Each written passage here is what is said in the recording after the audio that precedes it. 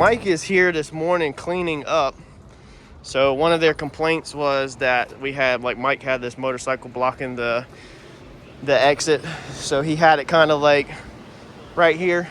We still use this door all the time, every single day. In and out of, but they were complaining that it wasn't accessible and they wanted accessible. So Mike had to clean up a lot of that stuff. He's been cleaning up all that.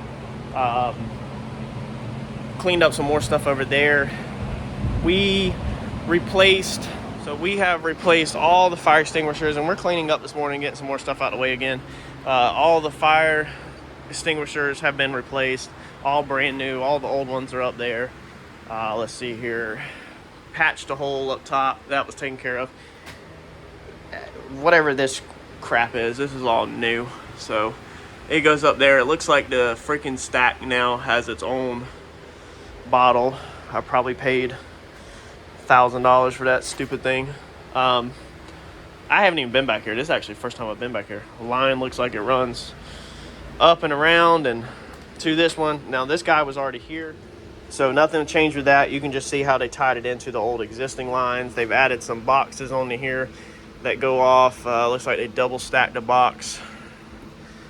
Let's see here, what else has changed. They redid, you can see this is the old piping, and then they redid all the piping because they said that it was at the wrong angle, wrong level. I don't know. A lot of the wiring, some wiring had been added. Whatever this is, I don't even know. I don't know. Looks like more wiring just laying all over the freaking place. Definitely not race car stuff. Looks like somebody left something. It's an empty bag.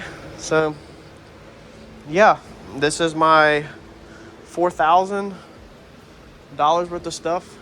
Now this little fancy crap, whenever the place blows up and catches on fire, which this is a manual pull. Whenever this place blows up and catches on fire, you got a little strobe up here in the ceiling.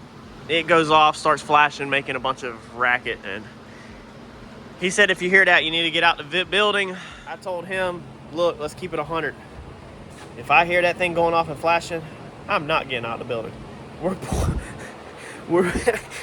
pulling out the freaking cell phone and we're filming. That's what we're doing. We're filming. If that booth goes up in smoke, we're filming. Do y'all understand how golden YouTube footage that is, man?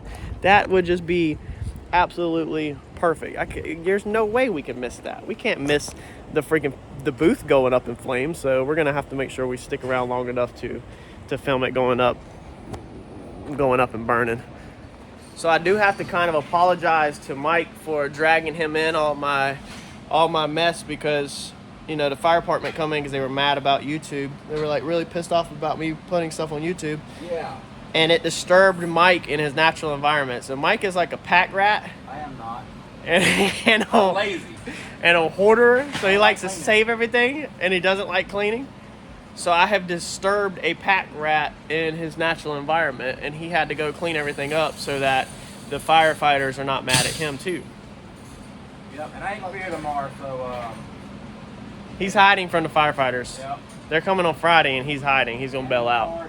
Hey, BFPE is here doing the booth test, where basically the fire department comes in and they test everything and make all the little sprinkler heads go off, and then they sign off on it saying your booth is up and operating and good to go. So that's what we are working on today, is getting this taken care of and squared up.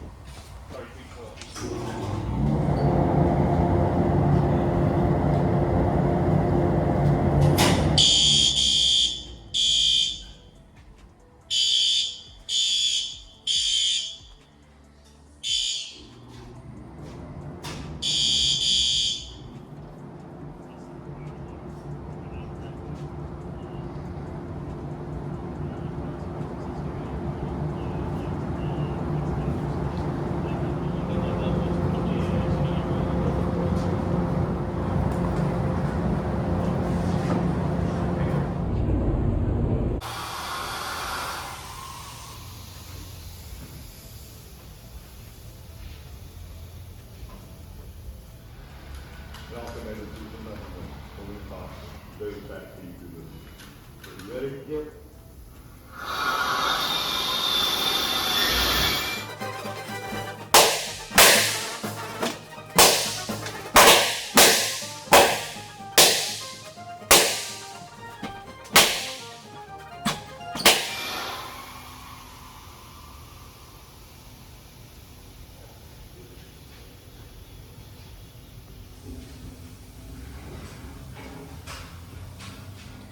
All right, so the people that were here to inspect the paint booth just left out of here, and he looked it over.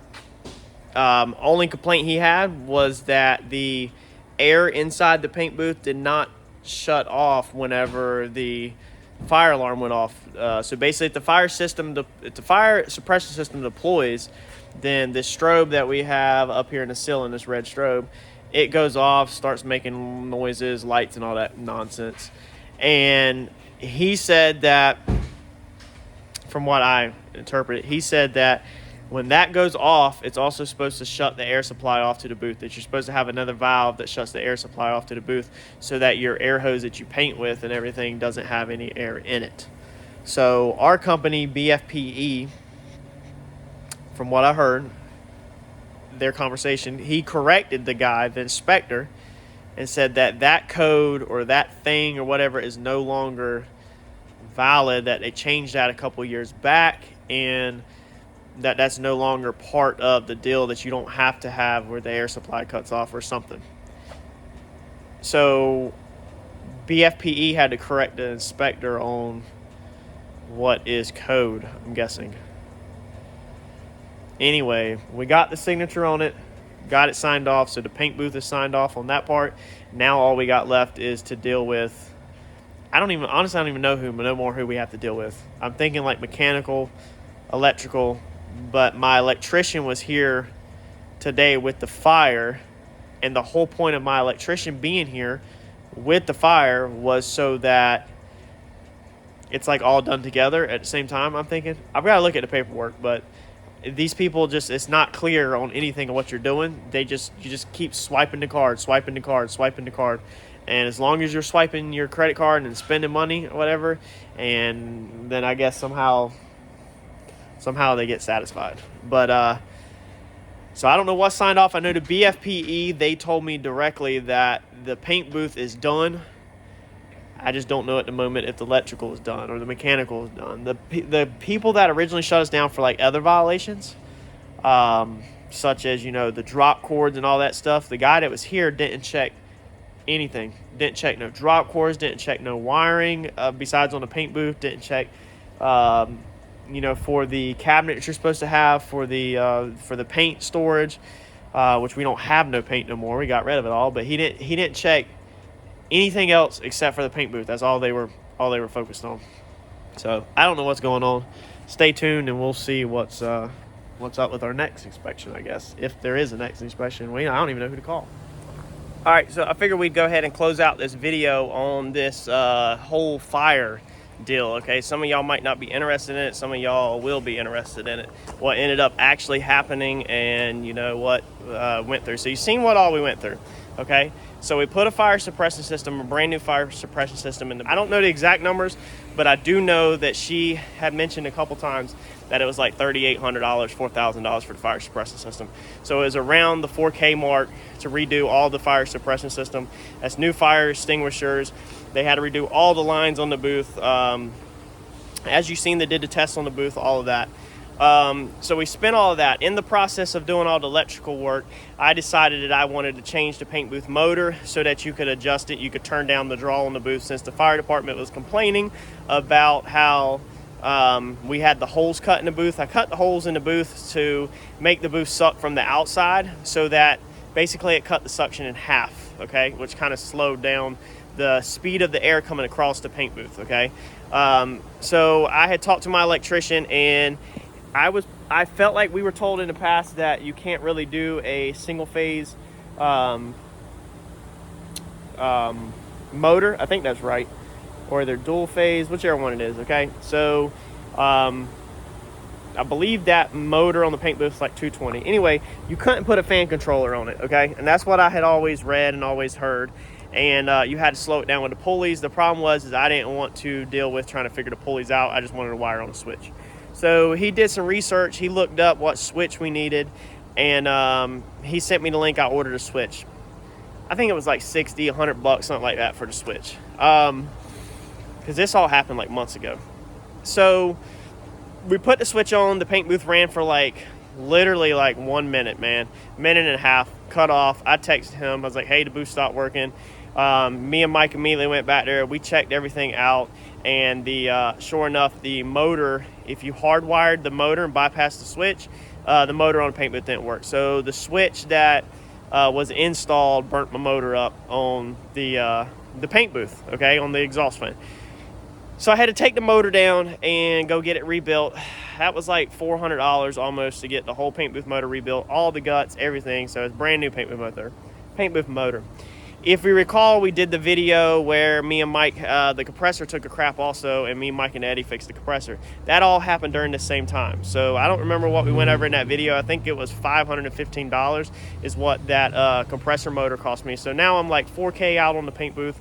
I'm like 400 and some change out on the $500 out on the whole paint booth exhaust motor side, and then I'm out another like $550 on the air compressor side. So we're knocking on like over $5,000 now, wrapped up in all this crap. So they come, let's see here, why did they come back out here? They come out here, I think, to look at the electrical stuff. Now, they had complained and they wanted all of our paints put in an explosion-proof cabinet where you know, explosion, where if it got too hot or blew up, whatever, it would contain itself. So Chris, buddy of mine, he does construction, and he had cleaned out a dentist's office. So the laughing gas, they have to store it inside an explosion-proof cabinet. So he's like, hey, I got one out here. That's what you've seen in the video where we welded it up. We went to Chris, we got that. We painted it, we put shelves in it, we put it in there, we put all the paint in it. So whoever the chick is with the fire department that's like higher up had come out here for the electrical inspection to look over the first part of the electrical inspection. It was actually in two parts. And while she was here, she kind of looked around, and something was brought up about the paint booth, not the paint booth, the paint cabinet. And she's like, I see you got it, or something like that. I was like, yeah, I got that, blah, blah, blah. We talked later. She said she'd have to take pictures of it and go back and research if that's going to work. And I'm like, whoa, what do you mean if that's going to work? It's literally a freaking explosion-proof cabinet. Well, it don't have no stickers on it for what brand it is and what make it is and all that. So I'm like, anybody with a little bit of common sense can look at the thickness of the metal, how thick it is, you know, the way it's done and everything, and figure out that it's explosion-proof, like it's not going to go anywhere. So life goes on. Like a week or so, we get an email from her saying that, hey, sorry, but your cabinet is not going to work. You're going to have to go, you're going to have to make changes. So I was like, okay. We emailed back. We were like, what changes need to be made in order to make this cabinet right? So, you know, what's the code? Like, what does the code say to that this cabinet needs so that this cabinet, everything is right? And she literally sent us a link off of Granger.com for where they sell explosion-proof cabinets, and they touch bases on like what is required and stuff like that. So I'm like, how do you, as a, you know, fire inspector or whatever, can't just tell me what the cabinet needs, but instead you send me a link off of a nut and bolt website that sells freaking, you know, commercial stuff. So I was like, you know what? I was like, then she'd send a link that like, well, you could purchase this cabinet. Them cabinets were like $2,000, $3,000, $4,000 just for an explosion-proof cabinet that I already had. It was perfectly fine what I had. It just didn't have no name brand. I saved money and, you know, repainted it, put shelves in it myself. So they didn't like it because I wasn't stroking the check off. So I was like, you know what? I'm done with these people. I am just not storing paint no more. End of story. If they come out here and inspect the property, guess what? You don't have to have an explosion-proof cabinet if you don't have nothing to store in the explosion-proof cabinet. If you don't have nothing that can explode, you don't have to have a cabinet. So if you figure out a way to get rid of the paint and to still operate, then problem solved. So that's what I did. End of story on that. So we no longer have any paint that we keep sitting around that's, you know, going to require us to have an explosion-proof cabinet, because they were just trying to get me to stroke off another check and just make everything complicated more than it has to be. So we went through the final inspection that you just seen on the paint booth. So what they did was they inspected the fire suppression system, as you've seen, make sure all that worked, and then that was it. They walked around the paint booth. They stood around the paint booth. and they didn't check nothing else. So they didn't check none of the receptacles they complained about. They didn't check none of the drop cords they complained about. They didn't check anything in the office they complained about. They didn't check anything they complained about. The only thing they looked at was the booth, that it was rewired right this time, and that the fire suppression system worked. And the only person that we seen was just the one guy in the video. There was like 3 other people that were here originally, 3 or 4 that were missing, that were MIA. So when they left out of here, I get the email that you know, everything is signed off on the electrical side of the paint booth stuff, and that you're good to go. So we should still be getting inspection on the drop cords that you complained about, the stuff in the office you complained about, all that stuff. But instead, we got absolutely nothing. Like, nobody ever showed up. So here we are a couple months later, after all that's went by. We still haven't heard from nobody, haven't seen from nobody. But hey, that's cool. I mean, if you don't want to come back and inspect it. But it's just like, why come here and complain to us and, you know, make a ruckus about everything that you want changed and that you don't like, whenever you don't plan to come back anyway and inspect anything? You know, like, if you're not going to do your job and you're not going to come back and, you know, check behind yourself on all the violations, then why bother with it to begin with? Like, why even come here and start trouble? And the reason why they came here and started trouble was because I tried to help y'all guys. So I had a couple guys on Facebook or YouTube that wanted to know how my paint booth worked, what size it was, and stuff like that. So I did a video, if you look back, on how my paint booth works. Somebody seen that video and turned it into New Hanover County Fire. That's what got them out here originally. So they come out here and just literally attacked the paint booth. There was tons of other stuff that they could have got on us about that they did not got on us about. All they did was focus on the paint booth and everything around the paint booth, because somebody complained and somebody turned us in off of the video that I put out explaining how my paint booth works. So basically, all of this boils down to is off somebody turning in a YouTube video, man, and the local fire department coming after me and trying to bust me on a bunch of stuff over a YouTube video. That's literally what it boils down to. So sad that that's the state that we're in with, you know, local government, that they don't do their job. They still don't do their job to continue to not do their job. But if somebody turns in a little video, then, you know, they want to come out and make a big deal about it, but then do nothing else about it at all. So we'll see where this goes. We'll see if we have any trouble in the future. I honestly expected to release all these videos and them come out and give me some trouble. I was ready for it, but never heard nothing from it. So they said that they were watching the channel, you know, and that they said they were watching it, they don't like the channel, that they wanted the video of the paint booth removed, and I needed to take it down immediately. And I told them that I'm not taking it down, that they legally can't tell me what to do or what to take down and what to post and what not to post. So, you know, I figured they were going to have some pushback for sure on the whole situation, and they just haven't done nothing, which doesn't surprise me, because like I said, when you have a county or department that don't do their job to begin with, then they're going to do, you know, just the bare minimum. Somebody calls in a complaint, obviously they have to go out, check up on it, issue some warnings or whatever, and then they just don't do their job on a follow-up or anything like that. So appreciate y'all riding along with me and following the journey.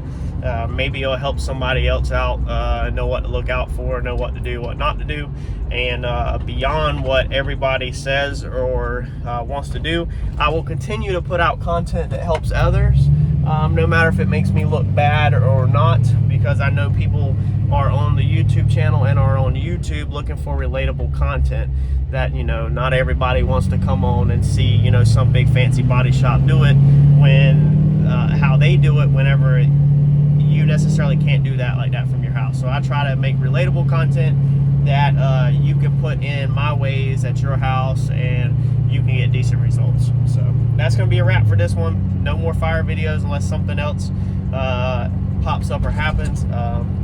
And we did put the t-shirt on the website, so we do have an online store for t-shirts. We've had that for months now. So I do have the one t-shirt that says "Boy, You're Gonna Blow Up" and has all of them you know, swarming the front, walking in the door on the back of it. I actually have wore that shirt multiple times. I actually think that's what I got on now today. But you can check that one out if you want. It's on the store, you know, and check out the other shirts if you want. We'll try to do one shirt per project is what we also plan to do. Email is always in the description to contact me, and the store website to buy shirts at, and the Facebook page website to contact us if you want to send us pictures of your projects or discuss anything on Facebook is always in the description on every single video. So like, comment, subscribe, and share, and I will catch y'all in the next video. Thanks, y'all.